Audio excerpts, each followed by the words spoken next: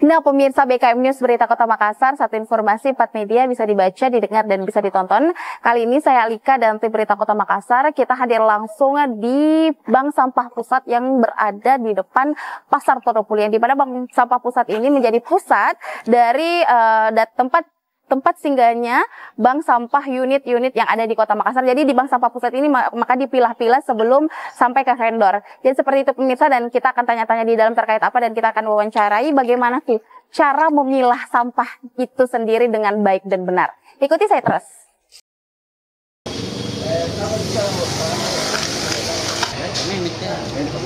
Kalau kita yang pada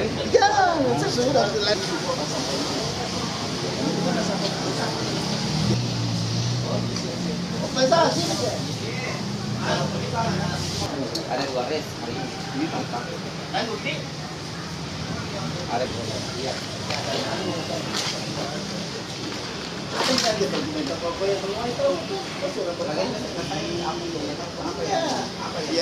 maksudnya begini ya, bisa kita ini kan dua. Oke. Siapa? Oh, dari berita foto. Dia mau ini wawancara. Tapi yang tahu dulu tahu. Mana ada kemudian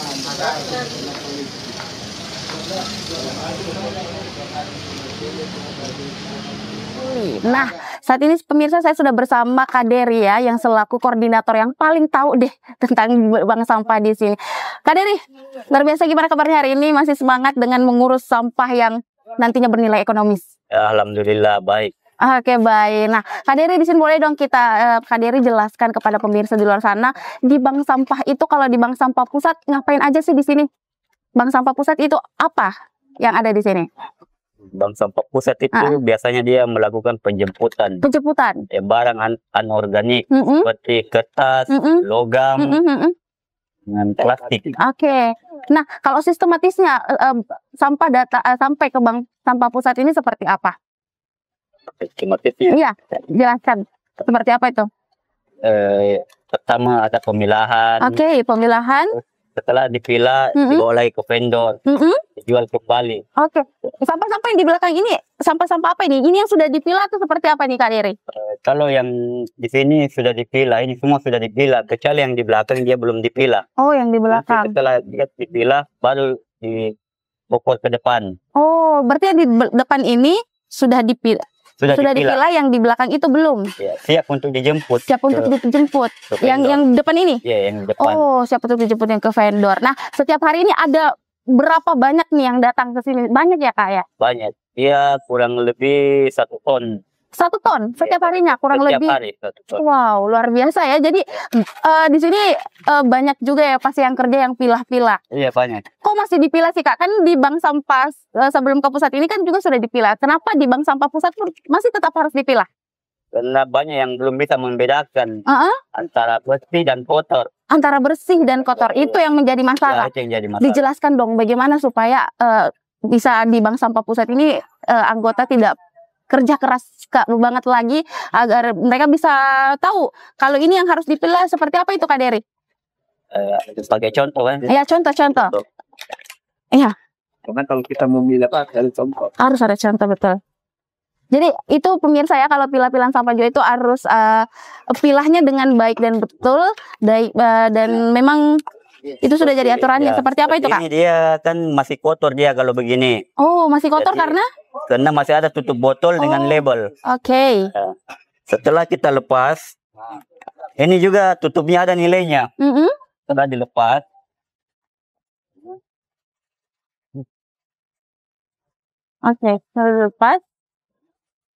setelah dilepas seperti ini, dia sudah bersih nih.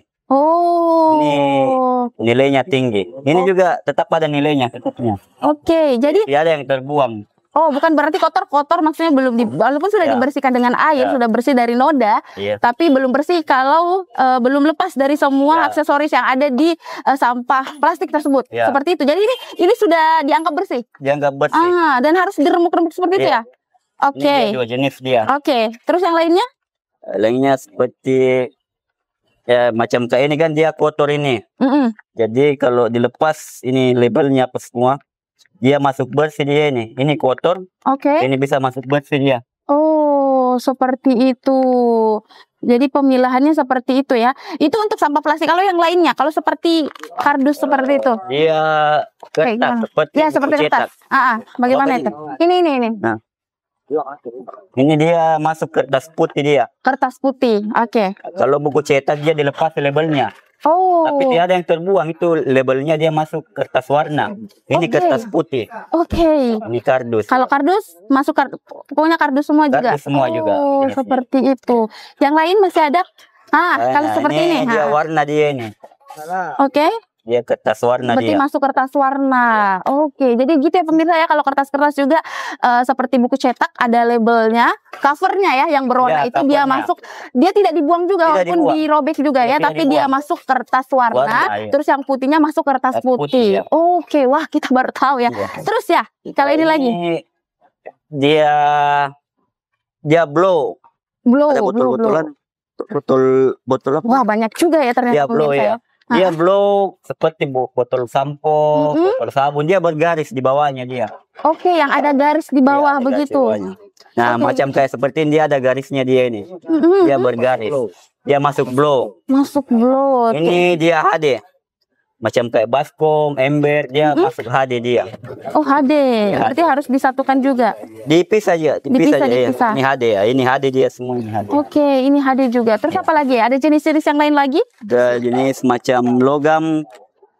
Wah, banyak juga ya ternyata pemirsa. Jadi kalau memilah sampah bukan hanya yang sampah plastik, anorganik, organik, ternyata ada HD itu tadi, ada blow ya, blow, dan itu tuh banyak juga yang kerja di sini untuk memilah-milah seperti itu. Semuanya masuk ke sini sampah yang tadi kayak blow, HD, kertas, semuanya seperti itu ya kayak. Jadi sangat sulit nggak sih para pekerja di sini memilah-milah sampah itu? Kalau sulit sih sudah terbiasa. Iya, sudah terbiasa tentunya. Tapi memang masih kalau misalnya sampah sudah masuk ke sini, dipilahnya itu butuh ekstra ya, karena masih banyak yang belum tahu sama sekali. Iya, banyak yang belum tahu. Oke, jadi sampah masuk ke sini tuh sekitaran jam berapa? Iya, mulai jam 9 sampai jam 3. Oke, jam 9 sampai jam 3. Terus dipilahnya? Iya, biasanya dipilah setelah datang kayak seperti ini dia penjemputan. Kalau ada barang yang kotor, nanti langsung dipilah lagi. Langsung dipilah. Pokoknya ada sampah yang datang langsung juga dipilah. Nah, ya terus yang kerja di sini ada berapa banyak nih di sini Kak Dery? Iya, kurang lebih 30 orang. 30 orang. Staf dan bagian lapangan. Oke, jadi sistematisnya itu tadi ya. Pemirsa ya ada sampah-sampah datang dari sampah-sampah unit, datang ke pusat, terus di sini itu masih dipilah lagi, belum langsung diangkat ke vendor ya. Karena itu tadi masih banyak warga masyarakat yang tidak bisa membedakan mana sampah yang sudah bersih, mana sampah yang tidak. Bukan hanya terkait dengan noda saja, tapi ternyata pemisahannya juga ada sampah apa tadi, plastik, kertas, logam, yang blow tadi juga, yang HD juga ada seperti itu ya. Wah, kerja keras banget nih orang-orang di sini. Nah, katanya ini semua bernilai ekonomis yang di belakang kita ini, sampah-sampah seperti ini. Luar biasa. Berapa tuh? Ada kisaran berapa kira-kira yang bisa didapat kalau misalnya ini bernilai ekonomi? Kalau iya macam kardus ya bisa 1.500. Oke. Kalau PET itu yang botol-botol seperti ini ya bisa 5.000. Wow. Satu itu aja? Bukan, satu per kilonya. Per kilo 5.000. Oke. Wow, dan setiap hari di sini ada sekitaran 1 ton. Berapa itu di? Banyak ya. Oke. Biasa juga ada yang lebih 1 ton itu. Iya, lebih. Kadang juga 2 ton. Oke. Karena kalau macam kayak kardus dia tuh per hari 800-an, 1 ton lebih per hari. Belum yang lain. Iya. Berarti Kak Dery setiap hari datang sini? Iya. Ada hari libur juga nggak kalau kerja di sini? Hari libur tidak ada ya, karena ada terus sampah ya. Terus sampah. Wah. Gimana Kak? Perasaannya bisa mengurus di sini ya? Ya, senang juga. Dukanya apa? Ya? Dukanya apa? Kalau masalah duka itu yang pertama kayak seperti ini barang menumpuk. Ya. Terus vendor belum datang. Mana lagi kalau hujan. Ya, kalau hujan gimana tuh? Basah itu. Iya, basah ya. Terus gimana? Harus sampai tidak harus bagaimana caranya supaya tidak terkena air ya? Ya diopor lagi. Diopor ya. Oke. Dukannya itu ya, tapi banyak kan senangnya. Banyak senangnya. Oke, boleh dong terakhir deh Kak Dery. Itu aja ya sistematisnya ya kalau di bank sampah pusat ini. Jadi warga nggak ada yang nimbang langsung ke sini. Karena di unit-unit. Oh. Ada prosedurnya. Ada prosedurnya. Oke, terakhir dari Kak Dery sendiri, melihat sampah yang begitu banyak ini kalau tidak dimanfaatkan dengan baik pasti tidak ada nilainya apa-apa ya Kak ya. Padahal sebenarnya ada ya, semua ini ada loh nilainya. Tapi saya lihat itu ada rongsokan tempat pel ya. Itu juga bernilai semua. Jadi semuanya bernilai ya Kak. Boleh dong Kak Dery berikan closing statement Kak Dery bagi masyarakat tentunya yang mungkin sekarang masih membuang sampah sembarangan. Statementnya enggak apa sih. Kak Dery juga selalu nih kalau Kak Dery juga banyak sampah yang jadi bernilai nih. Iya, saya juga ada bank sampah. Oh, bank sampah. Berapa kita biasa didapat, bisa di-spill? Kalau saya main di tembaga Kak. Oh, tembaga. Berapa itu berapa? Per hari. Iya. Kalau modal saja main 5 juta. Wow. 5 juta? Iya, karena saya main di logam. Oke, luar biasa. Spesifik di logam. Spesifik di logam ya. Kalau spesifik kalau yang lainnya juga tambah-tambah nih. Ya, luar biasa banyak ya. Jadi boleh dong berikan harapan kepada masyarakat khususnya di Kota Makassar ya supaya bisa lebih memanfaatkan sampah itu sendiri. Silakan. Buat warga Kota Makassar, segera bedakan sampah anorganik dan organik. Karena anorganik itu bisa bernilai ekonomis seperti kertas, logam, plastik itu semua bisa bernilai ekonomis. Dan yang terakhir, apabila sampah bisa dipilah dengan baik, tentu Kota Makassar tidak akan kotor. Oke. Terima kasih. Oke, terima kasih Kak Dery. Selamat bekerja kembali. Semoga ini bisa segera terselesaikan. Baik pemirsa Berita Kota Makassar, wah kita dapat ilmu baru ya, kita dapat wawasan baru. Ternyata sampah itu bukan hanya organik anorganik saja, tapi banyak varian sampah itu, dan itu kalau kita manfaatkan dengan baik bisa bernilai ekonomis. Untungnya di kita dong, lingkungan bersih. Kita juga dapat, untuk pemerintah juga jadi tenang dan juga merasa wow luar biasa. Terima kasih pemirsa Berita Kota Makassar. Saksikan terus di channel YouTube BKM News. Jangan lupa di like, share, and comment. Saya Alika dari Berita Kota Makassar.